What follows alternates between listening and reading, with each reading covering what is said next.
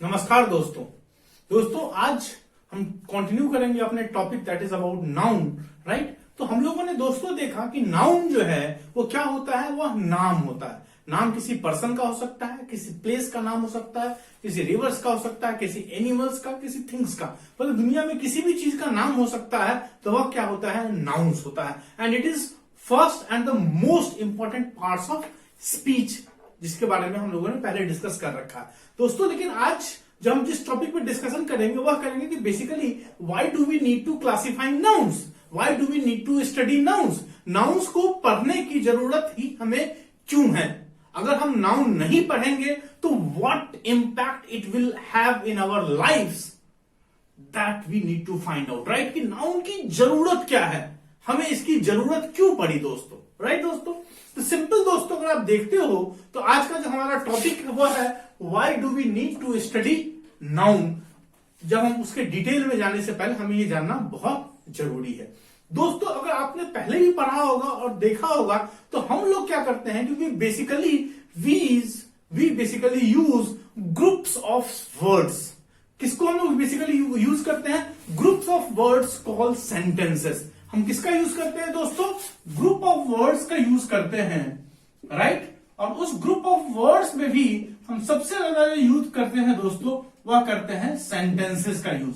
और सेंटेंसेस का यूज हम लोग दोस्तों कहां कर सकते हैं, किसी भी तरह की जो कम्युनिकेशन दोस्तों हम करते हैं, किसी भी तरह की रिटन कम्युनिकेशन करे, किसी भी तरह की स्पोकन कम्युनिकेशन करे, किसी भी तरह की वर्बल कम्युनिकेशन करे, तो हमें दोस्तों वहां यूज पड़ती है किसकी, वह पड़ती है सेंटेंसेस की। राइट दोस्तों, तो सबसे इंपॉर्टेंट चीज क्या होता है कि किसी भी कम्युनिकेशन को इफेक्टिवली करने के लिए हमें जरूरत पड़ती है क्या है, सेंटेंसेस की। और सेंटेंसेस दोस्तों क्या होते हैं, sentences are basically meaningful group of words. मतलब ग्रुप ऑफ वर्ड्स होते हैं जिनका कुछ मीनिंग निकलता है, वह क्या होती हैं, वह होती हैं सेंटेंसेस। राइट, तो सेंटेंसेस अगर आप देखते हो दोस्तों तो sentences are basically made up of words. Right दोस्तों, और ये जो वर्ड्स होते हैं यह बने किससे होते हैं, these words are basically again meaningful combination of letters of alphabet. Right, ये बने किससे होते हैं, ये बने होते हैं लेटर्स ऑफ अल्फाबेट। राइट दोस्तों, तो हम लोगों ने ये पहले भी डिस्कस कर रखा है कि अल्फाबेट क्या होती है, it is a set of 26 letters in English that is from A to Z, तो वो होता है अल्फाबेट। अगर हम उस अल्फाबेट के इंडिविजुअल अगर लेटर्स की बात करें, ए की बात करें, बी की बात करें, सी की बात करें, डी की बात करें, तो वो क्या हो जाएंगे, लेटर्स ऑफ अल्फाबेट हो जाएंगे। जब ये लेटर्स ऑफ अल्फाबेट अगर मीनिंगफुल कॉम्बिनेशंस करते हैं तो वो बन जाते हैं वर्ड्स में, और ये वर्ड्स जब मीनिंगफुल कॉम्बिनेशन करती हैं तो वो बनती हैं sentences. And these sentences are basically what we practically use for our communication, that is written या स्पोकन कम्युनिकेशन के लिए हम यूज करते हैं दोस्तों किसका, सेंटेंसेस का। राइट दोस्तों, तो अगर आप देखोगे विद दिस बैकग्राउंड, अगर आप देखते हो तो हम लोग सेंटेंसेस जो यूज करते हैं, राइट दोस्तों, तो एक कोई भी सेंटेंस जो दोस्त होते हैं, हर एक सेंटेंस का एक बेसिक स्ट्रक्चर होता है। राइट दोस्तों, तो बेसिक अगर आप देखोगे तो basic structure of a sentence क्या होता है, पहले हम वो समझते हैं। बेसिक स्ट्रक्चर ऑफ अगर आप सेंटेंस देखोगे, राइट दोस्तों, तो वह क्या होता है, जैसे मैं देखता हूं, मैं एक सेंटेंस लिखता हूं, वह लिखता हूं कि राम प्लेज फुटबॉल। राइट दोस्तों, तो अगर आप सिंपल देखते हो तो यहां पे क्या होता है कि यहां पे 3 वर्ड्स हैं, राम है, प्लेज है और फुटबॉल है। This is a meaningful sentence, why, because it has a group of words and it has a certain meaning. Meaning इसका क्या निकल रहा है कि राम फुटबॉल खेलता है। तो यहां पे दोस्तों इस सेंटेंस में राम किसका रोल फंक्शन कर रहा है, वह कर रहा है एक सब्जेक्ट का। वही प्लेस क्या हो रहा है दोस्तों, वह हो रहा है वर्ब, यानी कि यहां पे किसी तरह की क्रिया हो रही है, किसी तरह का एक्शन हो रहा है। और तीसरा जो वर्ड है वो है फुटबॉल, तो फुटबॉल यहां पे काम कर रही है ऑब्जेक्ट का। राइट दोस्तों, तो सिंपल अगर आप किसी भी सेंटेंस की, एक बेसिक सेंटेंस की दोस्तों हम बात कर रहे हैं, तो किसी भी एक बेसिक सेंटेंस का स्ट्रक्चर क्या होता है दोस्तों, वह होता है subject plus verb plus object. Right दोस्तों, तो ये क्या है, basic structure of a sentence होता है subject plus verb plus object. और अगर ये वर्ब जो है, वर्ब के बारे में हम डिटेल्ड डिस्कशन करेंगे दोस्तों, राइट। तो ये वर्ब जो होता है कि verb basically it is also parts of speech, और ये तीन चीजों को दोस्तों डिनोट करता है। जैसे जस्ट फॉर रेफरेंस मैं आपको बता सकता हूं कि ये तीन चीजों को रिप्रेजेंट कर सकता है। एक तो एक्शन को रिप्रेजेंट कर सकता है, जैसे eat, play, sleep etcetera, action words को रिप्रेजेंट कर सकता है। दूसरी चीज क्या होती है, ये स्टेट ऑफ बीइंग को भी रिप्रेजेंट कर सकता है, कोई भी वर्ब, जैसे एग्जांपल हो गया इज, एम, आर एक्सेट्रा। और थर्ड चीज दोस्तों, ये वर्ब रिप्रेजेंट कर सकती है पोजीशन को, right. Example has, have etcetera, right दोस्तों। तो अभी हम वर्ब की डिटेल डिस्कशन नहीं करेंगे। आज जो हमारा जो फोकस होगा वो होगा basically subject and object, right. तो क्या होगा कि सब्जेक्ट और ऑब्जेक्ट सेंटेंस के बहुत इंपॉर्टेंट पार्ट्स होते हैं, और इन सब्जेक्ट और ऑब्जेक्ट में भी सब्जेक्ट जो पार्ट है that is very important, right. क्योंकि बहुत सारे ऐसे सेंटेंसेस भी दोस्तों हो सकते हैं जिसमें शायद ऑब्जेक्ट्स ना हो, बट एसेंशियली आप देखोगे तो मोस्ट ऑफ द सेंटेंसेस में आपको सब्जेक्ट्स मिलेंगे ही। हाँ, कुछ सेंटेंसेस होते हैं प्राइमरी इंपरेटिव सेंटेंसेस जहां होती है वहां पे हो सकता है कि आपको सब्जेक्ट्स न दिखे। इट डज नॉट मीन कि they don't have subjects, the subjects might be hidden but it has subjects that are hidden, right.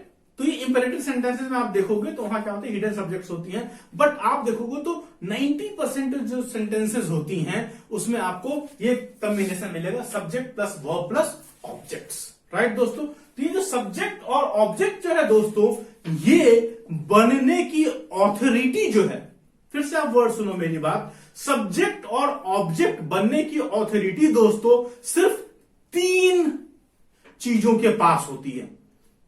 Again सुनना दोस्तों कि सब्जेक्ट और ऑब्जेक्ट बनने की ऑथोरिटी सिर्फ तीन चीजों के पास होती है। तो that way will be discussing, right. तो ये जो सब्जेक्ट और ऑब्जेक्ट, पहले आप इसका वो ले सकते हो स्क्रीनशॉट दोस्तों अगर आप लेना चाहो तो, राइट।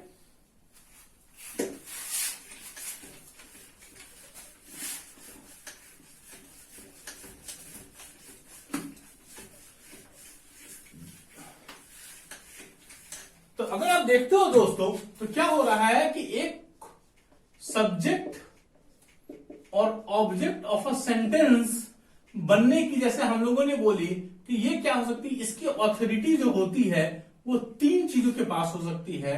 सबसे पहला जो है वह हो सकता है नाउन, राइट। कि नाउन में act as a subject, it में एक्ट एज एन ऑब्जेक्ट। जैसे हम लोगों ने पिछला एग्जांपल देखा, राम प्लेज फुटबॉल, तो उसमें राम क्या था, सब्जेक्ट था, वह एक नाउन भी था। इसी तरह फुटबॉल जो था वह एक ऑब्जेक्ट भी था और वह क्या था, एक नाउन था, राइट। तो यहां क्या हुआ कि तो सब्जेक्ट ऑब्जेक्ट होने के लिए एक तो नाउन हो सकता है, दूसरा दोस्तों क्या हो सकता है, सब्जेक्ट ऑब्जेक्ट प्रोनाउन भी हो सकता है, राइट। अब जैसे मैं अगर सिंपल बात करूं कि पहला सेंटेंस हम लोगों ने लिखा कि Ram plays football, right, he likes it very much, right। तो अगर आप दोस्तों देखते हो, एक तो फर्स्ट सेंटेंस हम लोगों ने डिस्कस कर लिया, हम इस सेंटेंस की बात करते हैं। तो ये भी जो सेंटेंस है दोस्तों, ये क्या है, अगर आप इसमें देखोगे तो यहाँ पे सब्जेक्ट क्या है, वहां पे ही है, और यहाँ पे ऑब्जेक्ट क्या है, इट है, राइट। और लाइक्स क्या है, यहाँ पे दोस्तों वर्ब है। तो यहाँ पे देखोगे ये भी एक मीनिंगफुल सेंटेंस है, right, because it has a meaning कि राम फुटबॉल खेलता है, उसे यह खेलना बहुत पसंद है, राइट। तो अगर आप देखोगे तो लाइक्स यहां वर्ब हो गया, तो ही क्या हो रहा है दोस्तों कि ही यहां पे सब्जेक्ट है, तो ही यहां पे सब्जेक्ट का भी काम कर रहा है, और दोस्तों ही यहां पे क्या है, एक प्रोनाउन है, राइट दोस्तों। ही क्या है, एक सब्जेक्ट है और यहां पे प्रोनाउन है। सिमिलरली अगर आप देखते हो तो इट क्या है, यहां पे इट दोस्तों एक ऑब्जेक्ट है and it is a pronoun also, right. और इसी तरह अगर देखो राम क्या है, यहां पे तो सब्जेक्ट है यहां पे, और यहां पे राम क्या है, नाउन है, राइट। यहां पे प्लेस अगेन क्या है, this is a verb, right. ये क्या है, यहां पे वर्ब है। और अगेन यहां पे जो फुटबॉल की बात करेंगे तो ये क्या है कि ऑब्जेक्ट है सेंटेंस का। और अगर पार्ट्स ऑफ स्पीच पे देखते हैं तो it is a noun, right. Right दोस्तों, तो यहां पे देखते हो कि सब्जेक्ट और object of a sentence, it can be a noun, it can be a pronoun. और एक बहुत इंपॉर्टेंट चीज है, वो है जो थर्ड चीज क्या होती है, which can act as the subject and object of a sentence, and that is something which is not a noun, which is not a pronoun, but they are essentially noun equivalents. क्या होते हैं दोस्तों, वह होते हैं noun equivalents. मतलब कि भले ही वो डायरेक्टली नाउन ना हो, but they act as nouns, right. तो वो हम उसके बारे में थोड़ी सी चर्चा कर लेते हैं, बाकी डिटेल में we will take up in some different topics. तो ये जो नाउन इक्विवेलेंट्स जो दोस्तों होते हैं, it can also work as the subject and object of a sentence. तो ये दोस्तों ये noun equivalents क्या होते हैं, that we will discuss now, right? तो ये noun equivalents, but आप ये समझ लो कि किसी भी आप नोट डाउन करना चाहो दोस्तों तो आप कर सकते हो, right? You can note it down, take a screenshot, right? अब देखते हो दोस्तों, तो ये जैसे सब्जेक्ट और ऑब्जेक्ट नाउन प्रोनाउन या नाउन इक्विवेलेंट्स हो सकते हैं। अब दोस्तों बात करते हैं कि नाउन इक्विवेलेंट्स जो होते हैं ये कौन कौन सी चीजें हो सकती हैं, राइट। इसमें सबसे पहला जो नाउन इक्विवेलेंट हो सकता है दोस्तों, वह होता है that is called a gerund. क्या होता है, वह होता है जेरंड। और जेरंड क्या होता है, जेरंड को बेसिकली हम लोग जो है वर्ब का फोर्थ फॉर्म कहते हैं, राइट। जेरंड क्या होता है, gerund is basically a fourth form of verb. और फोर्थ फॉर्म ऑफ वर्ब क्या होती है, वो होती है वर्ब का फर्स्ट फॉर्म, राइट दोस्तों। वर्ब का फर्स्ट फॉर्म अगर उसमें आपने आईएनजी ऐड कर दिया तो वह क्या हो जाएगा, that will be a gerund. क्या होता है दोस्तों, जेरंड होता है। तो जैसे आप सिंपल देखोगे, जैसे एक मान लो हम लोग सेंटेंस लिखते हैं, वह लिखते हैं ही वॉक्स, राइट। तो यहां पे ही क्या है, सब्जेक्ट है, और वॉक्स क्या है, यहां पे वर्ब है, राइट दोस्तों। तो अब क्या हो रहा है यहां पे, अगर आप देखोगे तो ये वर्ब का कौन सा फॉर्म है, दिस इज बेसिकली वर्ब का फर्स्ट फॉर्म। तो क्या हो रहा है कि वी वॉक क्या हो गया दोस्तों, V1 यहां पे क्या हो गया, दिस इज वॉक, राइट। अब इसमें जो है V1 प्लस अगर हम आईएनजी लगा दे दोस्तों तो यह क्या हो जाएगा, this will become walking, right दोस्तों। अब ये जो वॉकिंग जो वर्ड है, अगर हम सिंपल देखते हैं तो ये जो वॉकिंग वर्ड है, अगर हम इस वॉकिंग वर्ड का यूज करें तो मतलब एक तो ये वर्ब की तरह जो काम करेगा वो करेगा ही, स्पेशली अगर हम लोग प्रेजेंट कॉन्टिन्यूअस की बात करते हैं, राइट, या प्रेजेंट परफेक्ट कॉन्टिन्यूअस की बात करते हैं, तो वो हम उस डिटेल में भी नहीं जाएंगे। फिर हम सिंपल देखेंगे कि हम लोग V4 की बात कर रहे हैं, जहां पे V1 प्लस आईएनजी, और जहां पे एग्जाम्पल हम लोगों ने लिया है वॉकिंग, ईटिंग, प्लेइंग, राइट। तो इस तरह की जो भी चीजें जो होंगी, जो V1 प्लस आईएनजी होगी, दीज थिंग्स में वर्क एज नाउन इक्विवेलेंट्स। इसका मतलब क्या होता है कि they have got the authority to function as the subject और ऑब्जेक्ट ऑफ अ सेंटेंस। तो we will take up some example. आप इसका अभी तक नोट करना चाहो तो you can note it down दोस्तों, राइट। तो अगर हम सिंपल देखते हैं तो एक तो ये अगर एग्जाम्पल लेते हैं कि जहां पे वॉकिंग जो भी हमारा जो फोर्थ फॉर्म है, तो एक एग्जाम्पल हम लोगों ने दोस्तों लिया, सबसे पहला एग्जाम्पल लिया कि walking is good for health, right दोस्तों। तो यहां पे वॉकिंग जो है वो क्या है, ये जेरंड है, क्योंकि इसमें क्या है, V1 है प्लस आईएनजी है, तो जेरंड हो गया, plus this acts as the subject of this sentence, right दोस्तों। तो यहां पे जेरंड क्या हो रहा है, सब्जेक्ट ऑफ अ सेंटेंस की तरह काम कर रहा है। तो even though walking is not directly a noun, but it is a noun equivalent. Similarly अगर हम बात करते हैं कि ही लव्स वॉकिंग, राइट दोस्तों। तो यहां पे आप देखोगे कि अगेन जो है दोस्तों, यहां पे वॉक क्या है, वॉकिंग क्या है, एक जेरंड है, एंड हेयर यहां पे जहां पे वॉकिंग सब्जेक्ट की तरह काम कर रहा था दोस्तों, यहां पे जो वॉकिंग है, this is functioning as object of this sentence. Right दोस्तों, तो यहां पे क्या हो रहा है कि नाउन इक्विवेलेंट क्या हो गया, जेरंड हो गया, which is the fourth form of verb that is prepared by V1 plus ing। Right दोस्तों, तो दिस वाज अबाउट जेरंड। तो this is the first noun equivalent. Right दोस्तों, आप चाहो तो इसका स्क्रीनशॉट ले सकते हो, एग्जाम्पल ले सकते हो। राइट, तो this was the first part. Right दोस्तों, अब हम दूसरी पार्ट करते हैं दोस्तों। तो जेरंड इज क्लियर, तो I am just rubbing it now. Right, अब दोस्तों, अब सेकंड जो नाउन इक्विवेलेंट है, हम उसकी जब दोस्तों चर्चा करेंगे, तो वह जो नाउन इक्विवेलेंट है, right, which can again work as subject और ऑब्जेक्ट ऑफ द सेंटेंस, तो वह होता है, वो सेकंड नाउन इक्विवेलेंट है, उसको हम कहते हैं इन्फिनिटिव्स। क्या कहते हैं दोस्तों, इन्फिनिटिव्स। क्या दोस्तों कहते हैं उसे कहते हैं इन्फिनिटिव्स। और इन्फिनिटिव्स बेसिकली क्या होता है, ये होता है कि वर्ब का जो फर्स्ट फॉर्म है उसमें आपने टू जो है अगर पहले लगा दिया तो वह हो जाएगा इन्फिनिटिव्स। राइट दोस्तों, तो उसका एग्जांपल लेते हैं, that will make things very clear. जैसे यही सेंटेंस हम लेते हैं, ही वॉक्स। तो यहां पे क्या हो रहा है कि वॉक क्या है, V1 है। तो अगर हम लोगों ने इसको लिख दिया कि टू वॉक, तो बेसिकली टू वॉक जो हो जाएगा, this will function as infinitive.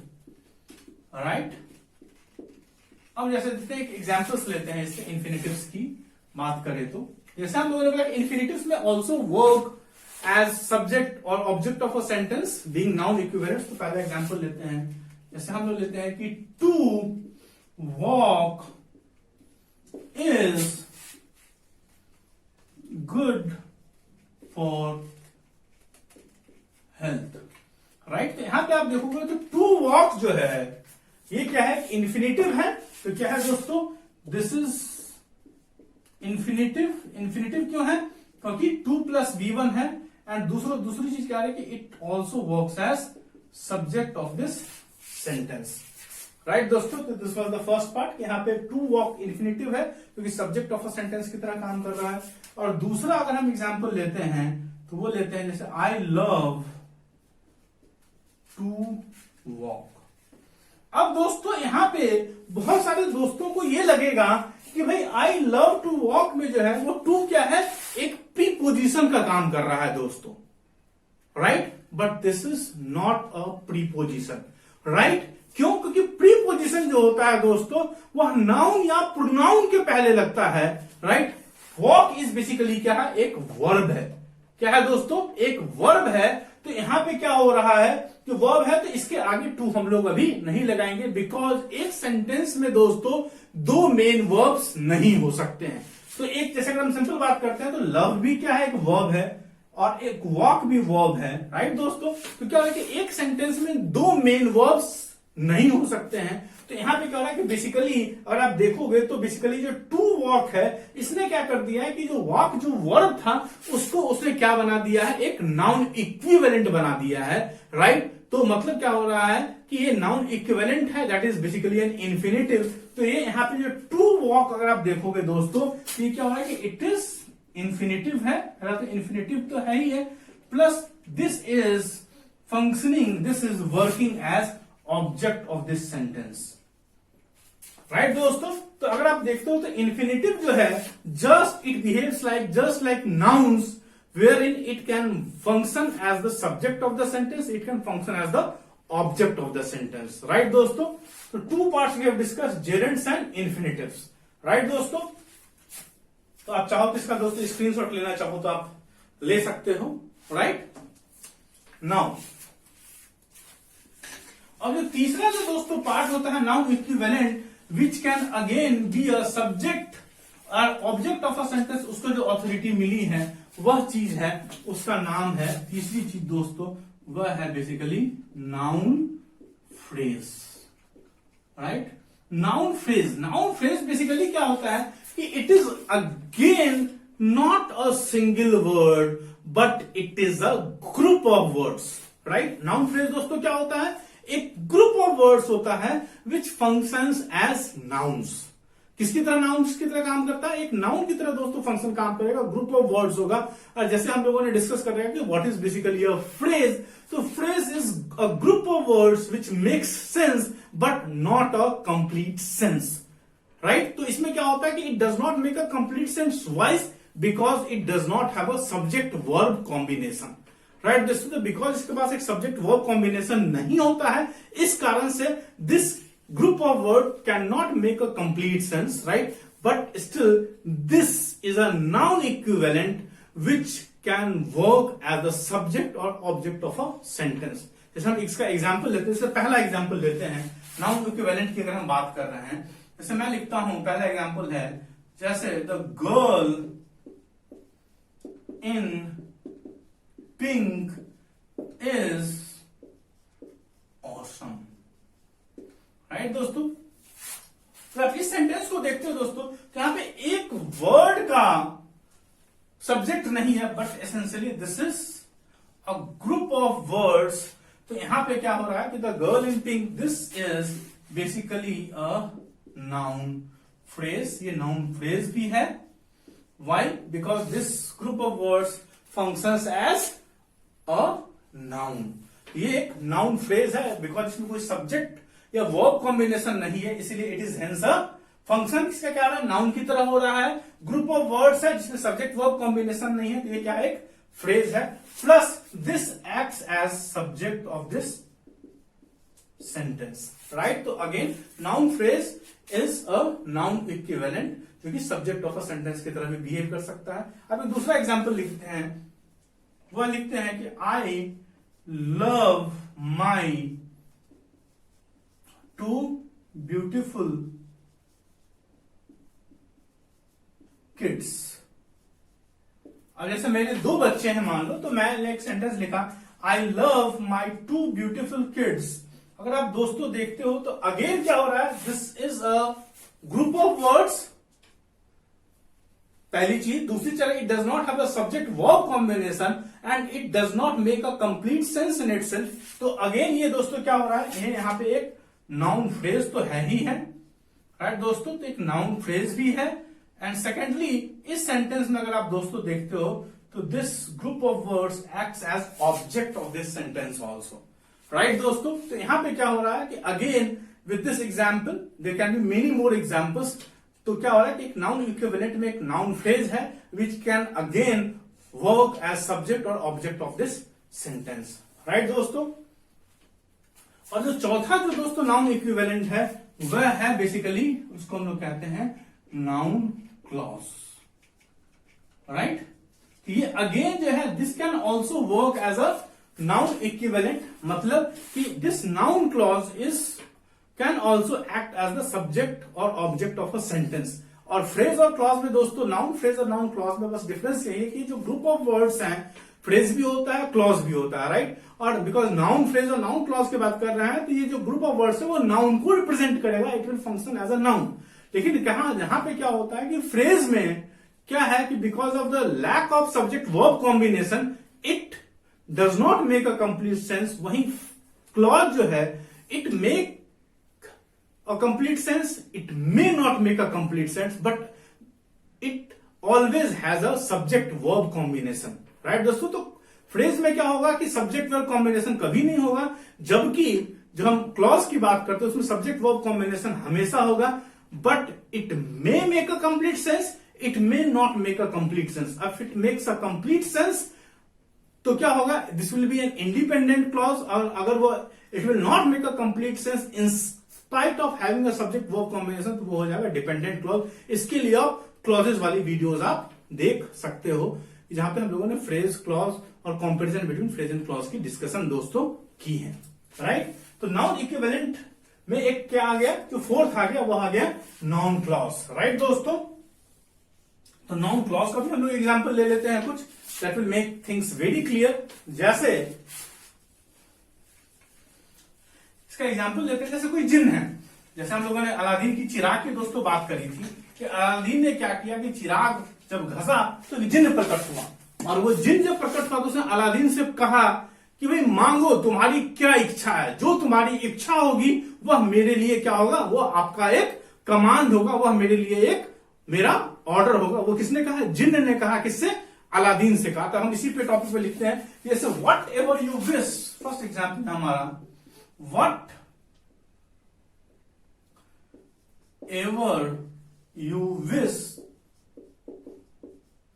Is my command, right. तो this is a sentence in itself. तो यहां पे जो अगर आप देखोगे वट एवर यू विश,